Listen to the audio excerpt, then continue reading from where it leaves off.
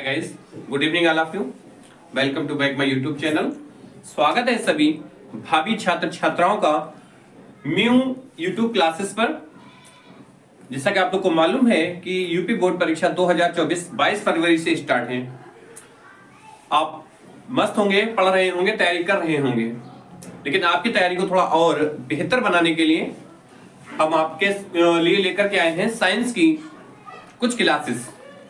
इसमें आज आपको प्रकाश का प्रवर्तन तथा अपवर्तन भौतिक विज्ञान के पहले पार्ट की एक वीडियो, एक चैप्टर, एक टॉपिक फुल फिनिश आज आपका कंप्लीट करवा देंगे। और बच्चों, आपको बता दें आपकी जानकारी के लिए, ये वन पार्ट है जिससे तकरीबन 8 से 10 नंबर हर साल पेपर में आते हैं। और ये इतना बड़ा अपने आप में चैप्टर है, इतना अच्छा चैप्टर है कि यूपी बोर्ड हो, सीबीएसई बोर्ड हो, बिहार बोर्ड हो, एक्स वाई जेड अदर किसी भी बोर्ड की आप बात करें, इस वाले पार्ट से 5 से 10 नंबर तक के क्वेश्चन पूछे जाते हैं। अपने अंदर काफी कुछ समेटे हुए है ये पार्ट। अगर आप इस पार्ट को अच्छे से तैयार कर लेते हैं, डीपली पढ़ लेते हैं, तो यकीनन आप 10 नंबर हासिल कर लेंगे। आपकी मुट्ठी में 10 नंबर आ जाएंगे। आइए सबसे पहले हम चर्चा करते हैं इस पार्ट की तरफ। क्या है, सबसे पहले पार्ट के बारे में हम आपको बता दें। पार्ट का नाम है प्रकाश का परावर्तन तथा अपवर्तन। तो देखिए, इसमें हम सिर्फ प्रकाश की बातों के बारे में चर्चा करेंगे, कैसे परावर्तन होता है, कैसे अपवर्तन होता है।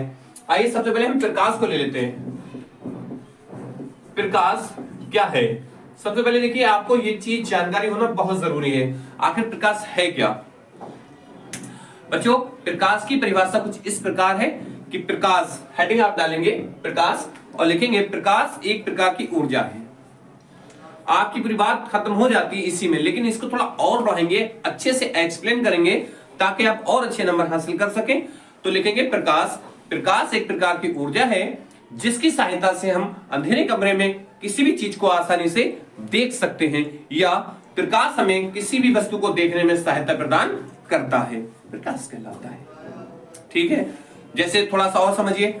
आपका कमरा है, आपका घर है, आपके घर में कमरा है, कमरे में आपकी बुक्स, पेन, बहुत सारी चीजें रखी हुई हैं, और आप रात के अंधेरे में उन चीजों को जब लेने के लिए जाते हैं, फिर आप देखते हैं कि वो चीज आपको दिखाई नहीं देती है। फौरन आप बल्ब को ऑन करते हैं, स्विच को ऑन करते हैं, माचिस को जलाते हैं, मोमबत्ती को जलाते हैं, और जैसे ही प्रकाश होता है, उत्सर्जित होता है, प्रकाश होता है, प्रकाश के होते ही आपको वो अपनी जरूरत की चीज कमरे में नजर आने लगती है। पता ये चलता है कि प्रकाश एक प्रकार की ऊर्जा है। ऊर्जा का मतलब ताकत है। प्रकाश के अंदर भी ताकत होती है।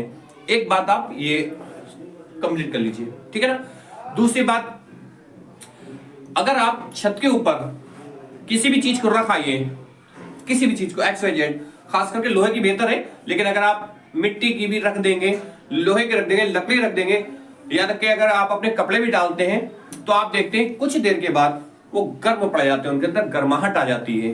क्या होता है कि ऊर्जा है प्रकाश के अंदर, जैसे ही प्रकाश उनके ऊपर पड़ता है, वो ऊर्जा को अपने अंदर अवशोषित कर लेते हैं और उन चीजों को गर्म कर देते हैं, जो चीज आपने प्रकाश के धूप में रखी हुई है। इससे भी पता चलता है प्रकाश के अंदर ऊर्जा है, ठीक है ना।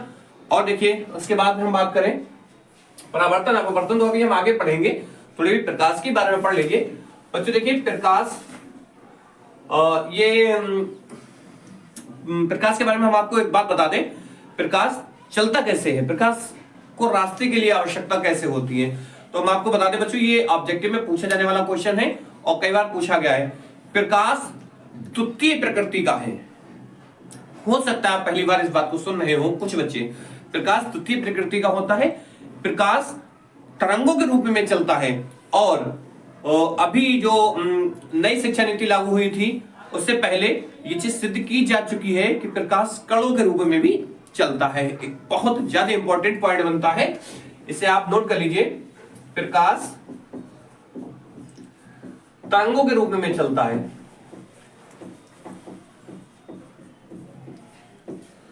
तरंगों के रूप में चलता है, कामा कणों के रूप में भी प्रकाश चलता है, कणों के रूप में चलता है। ये अपने आप दिमाग में बात को सेट कर लीजिए। प्रकाश तरंगों के रूप में भी चलता है, प्रकाश कणों के रूप में भी चलता है। इससे ये पता चलता है कि प्रकाश दैत्य प्रकृति का काम करता है। ऑब्जेक्टिव में पूछा गया हुआ प्रश्न है ये आपका। उसके बाद में हम बात करेंगे प्रकाश के गुणों के। प्रकाश के गुण क्या हैं? प्रकाश के गुण कितने हैं? तो बहुत सारे हैं। देखिए प्रकाश के बहुत सारे गुण हैं और उसमें से कुछ आप निम्न प्रकार है। ये प्रश्न पूछा गया 2-3 नंबर में कि प्रकाश के गुणों के बारे में वर्णन कीजिए। आपको क्या लिखना है कि प्रकाश एक प्रकार की ऊर्जा है, नंबर 1। नंबर 2, प्रकाश तरंगों के रूप में चलता है। नंबर 3, प्रकाश कणों के रूप में भी चलता है। नंबर 4, प्रकाश को चलने के लिए माध्यम की आवश्यकता नहीं होती है। जैसे हम लोग चलते हैं, अगर रास्ते में निकलते हुए जा रहे हैं, कोई ट्रैफिक आ जाता है, हम अपना रास्ता मोड़ लेते हैं या इधर मोड़ लेते हैं या रुक जाते हैं, लेकिन प्रकाश कुछ भी ऐसा नहीं करता है। प्रकाश यूं ही सीधी रेखा में चलता है और वहीं से सीधी रेखा में चलता चला जाता है। प्रकाश को कभी किसी के आगे रोकने की आवश्यकता नहीं है। हाँ, क्या है वो कंडीशन आपको बताते हैं। देखिए एक तो पारदर्शी वस्तुएं होती हैं, एक अपारदर्शी होती हैं, ठीक है। उनमें क्या होता है वो अभी जब आगे बताएंगे तब आपको बताएंगे। अभी शुरू से लेकर के चलें तो शुरू से आप समझते हुए चलिए। तो प्रकाश सीधी रेखा में चलता है। प्रकाश निर्वात में गति कर सकता है। निर्वात में हम लोग नहीं चल सकते हैं, लेकिन प्रकाश वहां भी चलता है। और सबसे मोस्ट इंपॉर्टेंट बात यह है, आप नोट कर लीजिए कहीं पर, निर्वात में प्रकाश की चाल, प्रकाश की चाल 3 गुणा 10 की पावर 8 मीटर प्रति सेकंड होती है। इस चीज को बच्चों आप अपने दिमाग में बिठा लीजिए। ये कई बार पूछा गया प्रश्न है और उम्मीद है कि इस बार भी यही पूछा जाने वाला है यूपी बोर्ड 2024 के एग्जाम में। 3 गुणा 10 की पावर 8 मीटर प्रति सेकंड। आप कंफ्यूज कहां पे होंगे वो हम आपको बता देते हैं। इस चीज को बड़े ध्यान से आप देख लीजिएगा। यहां पे मीटर प्रति सेकंड लिखा होगा। एग्जामिनर कभी कभी किलोमीटर प्रति सेकंड दे देते हैं, किलोमीटर प्रति घंटा दे देते हैं, मीटर प्रति मीटर दे देते हैं, मिनट को हटा ही देते हैं। तो आपको ये चीज बड़े ध्यान से रखनी है और ये कहीं नोट पॉइंट कर लीजिए। हालांकि नोट्स बनाने का टाइम नहीं है, आप पढ़ लीजिए, समझ लीजिए, कुछ इंपॉर्टेंट बातों को कहीं पे अलग आप लिख लीजिए। तो ये सबसे ज्यादा इंपॉर्टेंट बात बननी इस वाले चैप्टर में। बाकी 3 गुणा 10 की पावर 8 मीटर प्रति सेकंड प्रकाश की चाल होती है, वो भी निर्वात में। इस चीज को आप बगौर खास याद रखिए, इसे हमने अंडरलाइन कर रखा है। इसके बाद आगे देखिए, प्रकाश को चलने के लिए माध्यम की आवश्यकता नहीं होती। प्रकाश किसी भी माध्यम में चला जाता है, ठीक है। आगे देखिए, कर लेंगे। इसके बाद में देखिए प्रकाश माध्यम, जैसे ये तो हो गया निर्वात, यहाँ पे कोई माध्यम है ही नहीं आपका जल का या वायु का, लेकिन प्रकाश जो है ना जल में गमन करता है। तो ये प्रकाश के लिए जो जल है आपका वो पारदर्शी हो जाएगा, पानी में पूरा पूरा दिखाई देता है, निकल जाता है। और उसके बाद मोम है वो भी आपका पारदर्शी हो जाएगा। तो जाके हम ये देखिए यहाँ पे नोट कर देते हैं आपके कितनी जगह पे प्रकाश कैसे करके निकल जाता है। पहला हो जाएगा आपका, ये देखिए होता है पारदर्शक माध्यम, अपारदर्शक माध्यम, अपारदर्शक, एक हो जाता है पारभासी। ठीक, इससे समझ लीजिए बच्चों ये क्या होता है। देखिए पारदर्शक, आप समझ ही पा रहे होंगे, पारदर्शक ऐसा माध्यम होता है जिसमें प्रकाश पूरा आर पार निकल जाता है, आपका पारदर्शक माध्यम कहलाता है।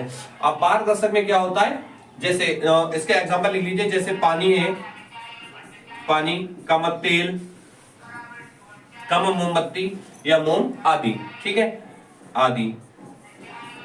ये क्या होता है आपका अपारदर्शक। अपारदर्शक में क्या आते हैं, अपारदर्शक में बच्चों क्या आ जाता है, इसमें प्रकाश का बिल्कुल नामात्र भाग प्रकाश मतलब गुजर पाता है, आर पार कर पाता है और ज्यादातर नहीं कर पाता है।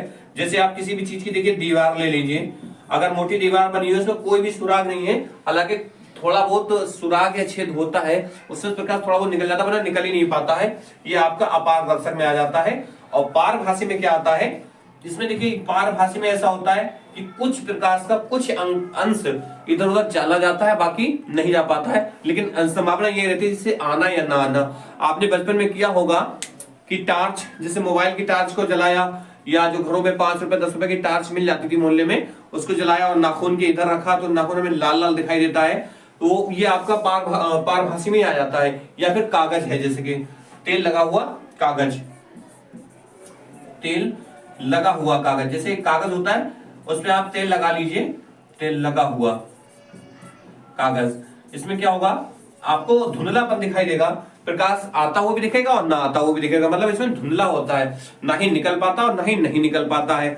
इसमें बिल्कुल नहीं निकल पाता, इसमें पूरा पूरा निकल जाता है, इसलिए ये पारदर्शक, अपारदर्शक, पारभासी। अब देखिए इसमें कई कई पे सिर्फ पारभाषक भी दे देते हैं या अपरिभाषी भी देते हैं, तो ये चीज आपको थोड़ा कॉमन सेंस लगाना पड़ेगा, समझना पड़ेगा कि किसमें क्या चीज है। ऑब्जेक्टिव में ये चीज पूछी जा चुकी है और 1-2 नंबर में रिटन में भी पूछी जा चुकी है। इसके बाद में देखिए हम आगे बढ़ते हैं थोड़ा सा। देखिए अगली एक बात हम आपको बताते हैं कि ये भी बच्चों पूछी जा चुकी है बात प्रकाश के बारे में। पृथ्वी पर ऊर्जा का सबसे बड़ा स्रोत क्या है? सबसे बड़ा स्रोत तो सूर्य ही है। क्या है बच्चों? बहुत ही ज्यादा इंपॉर्टेंट बात ये बनती है। ये भी आप कहीं पे देखिए हम आपको बता दे रहे हैं कि कुछ चीजों को हम अंडरलाइन कर रहे हैं, इसे आप अपने एक पेज पे, कॉपी के शुरू पेज पे, लास्ट पेज पे, या जहां आप समझे या जहां आप पढ़ते हो वहां पे इस चीज को रख लीजिए। पॉइंट कुछ ऐसे हैं जो उन्हें बना के आप पॉइंट बाई पॉइंट रख लीजिए।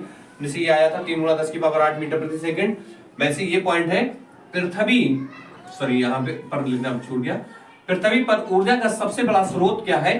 तो पृथ्वी पर ऊर्जा का सबसे बड़ा स्रोत सूर्य ही है।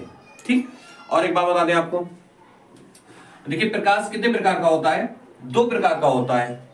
कैसे? एक तो कृत्रिम और एक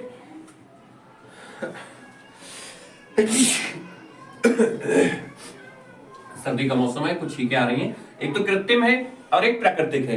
तो सूर्य जो है हमारा प्राकृतिक है, इसे किसी भी मनुष्य ने नहीं बनाया। प्राकृतिक वह चीजें होती हैं बच्चों जो हमें गॉड गिफ्टेड चीजें होती हैं, जो ईश्वर के द्वारा बनाई गई चीजें होती हैं, वो हमारी प्राकृतिक चीजें कहलाती है। तो एक पॉइंट ये भी पूछा जाता है कि प्राकृतिक स्रोत क्या है? तो प्राकृतिक ऊर्जा का प्राकृतिक स्रोत सूर्य है, और कृत्रिम बहुत सारे ऐसे, और इसके अलावा सूर्य के अलावा भी देखिए प्रकाश के प्राकृतिक स्रोत और क्या है?